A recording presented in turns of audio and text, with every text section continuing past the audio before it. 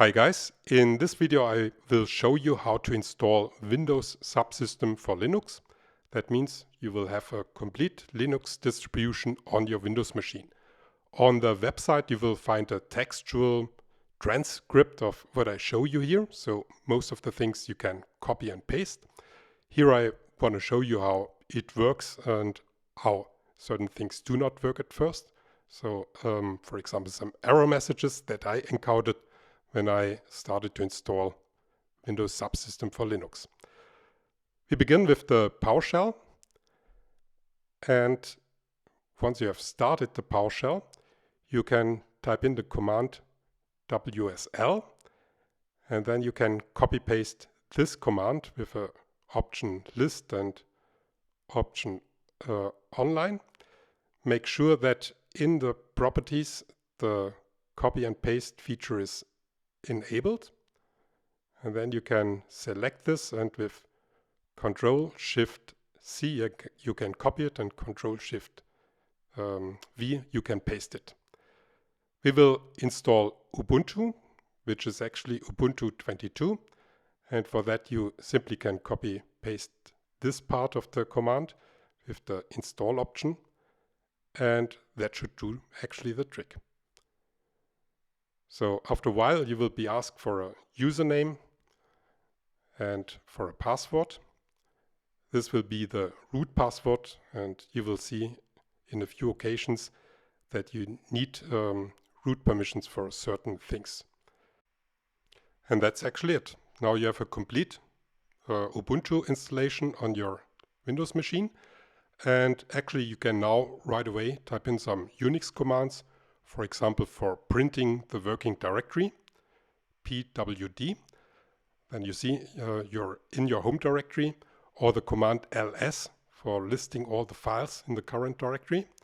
Now the current directory seems to be empty, but if you use the command ls together with the option -a for listing all files, you see there are so-called hidden files in this directory. These are files that begin with a dot, and those files are usually used for configuring certain commands, for example the bash. And later I will show you why we want to modify the file .bashrc. But now I will close the PowerShell and instead use the WSL terminal, and WSL should now show up here. Otherwise you can search for it, and then I will show you what else needs to be installed and be done for writing a first simple Hello World program in C. I use here the editor nano, and I call it with nano hello.c. This will create a new file, hello.c, and the program text that I type in here can be copied actually from the website, but I suggest that you somehow train your typing skills, because you will have to type quite a lot.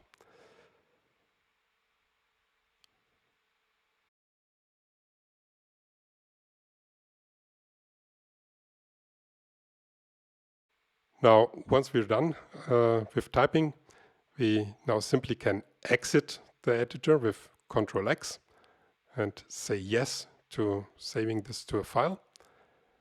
And then I usually would simply type in gcc hello.c to translate it into an executable, but you see here the error message tells us that gcc, the C compiler, is not installed, but it also tells us how to actually install it.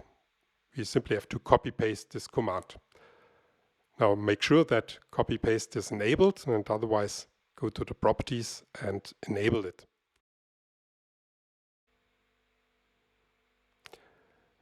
Now I'm asked here again for the password, because with sudo you basically run things as super user, as root, and I encountered the following problem, that I get an error message that certain packages were not found, but in the error message I also get a suggestion how to overcome this problem. I have to update this list of available packages.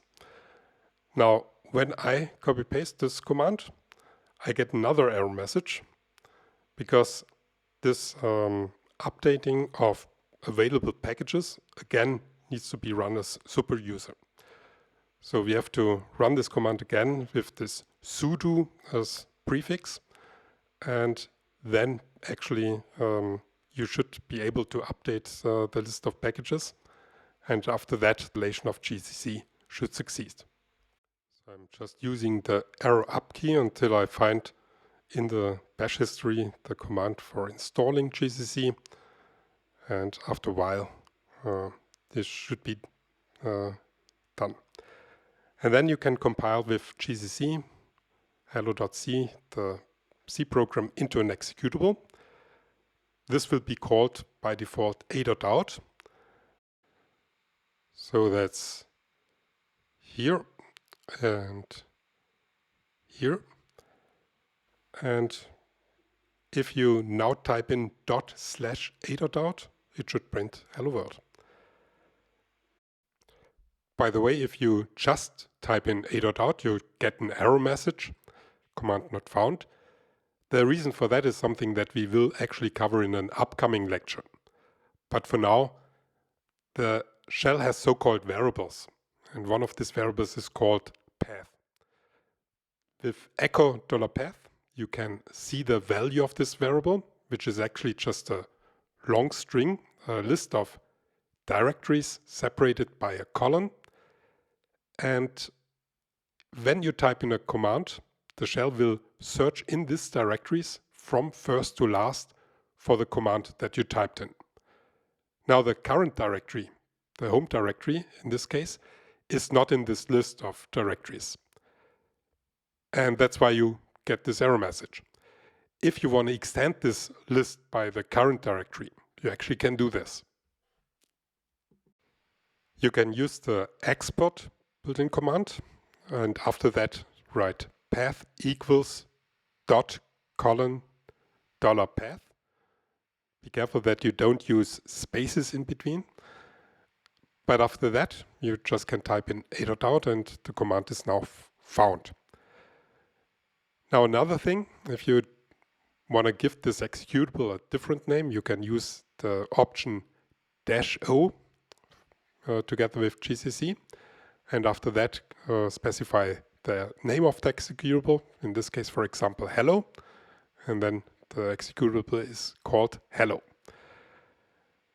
Now, back to this export thing. This is not permanent by default. If you want to make it permanent, you actually have to write this into .bashrc. And I suggest that you add it to the end of this file. So at the end of the file, you simply paste this line, and after that it's permanent. Next time you start bash, the current directory is in the path. Now, about finding your files in Explorer, at the bottom under Linux and Ubuntu, you see there is a folder called Home, and in this folder you will find your home directory. And I would suggest that you make a quick access to this folder, and this also helps you, for example, sending files where you have problems to me by email.